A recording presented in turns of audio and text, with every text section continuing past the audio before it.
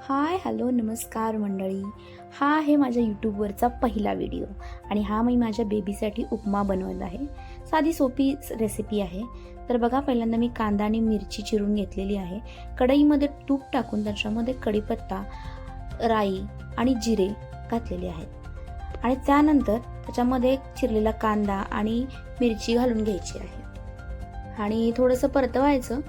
जरा जास्त कांदा लालसर दिसायला लागला की आपण त्याच्यामध्ये घालणार आहोत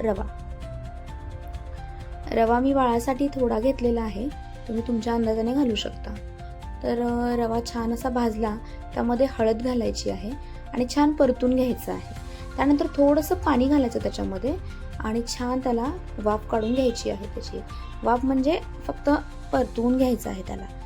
त्यानंतर त्याच्यामध्ये थोडंसं मीठ घालायचं आणि वरतून कोथिंबीर गार्निश करायला टाकायची.